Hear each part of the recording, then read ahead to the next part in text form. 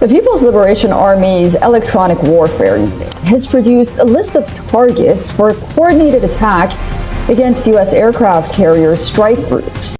The People's Liberation Army has revealed something that doesn't roar with engines or wave flags. It's built from math, not muscle.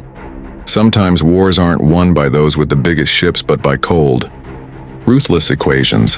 Right now, the math is harsh.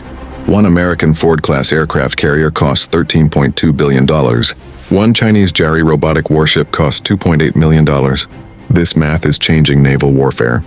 For the price of a single U.S. carrier, Beijing could build over 4,700 JARIs, a swarm of autonomous, missile-loaded hunters that don't eat, sleep, or fear death. Now picture this: tomorrow, the U.S. Navy sends its pride, the USS Gerald R. Ford, into the Pacific.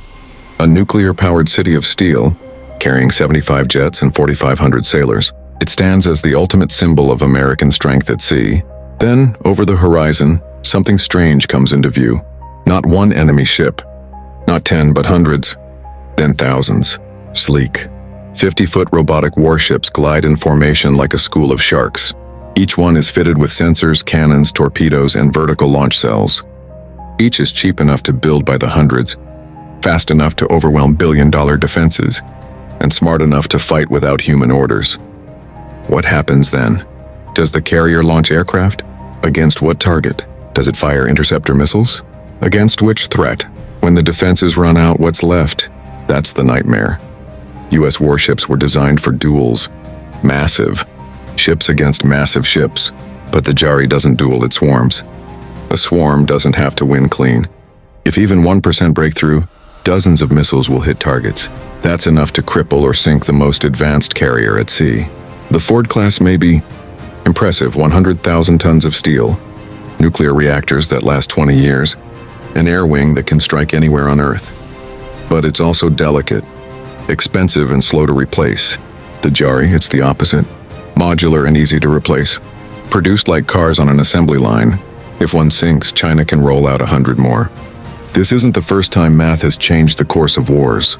In World War II, America defeated Japan, not with battleships, but with large numbers of cheap escort carriers and Liberty ships.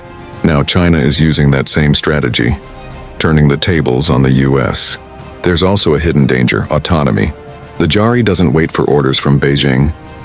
It shares information, identifies targets, and adapts during battle using machine learning.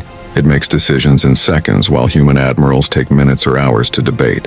That speed gap is as dangerous as the cost gap. War doesn't favor elegance, it favors numbers. The aircraft carrier has been America's floating crown for decades.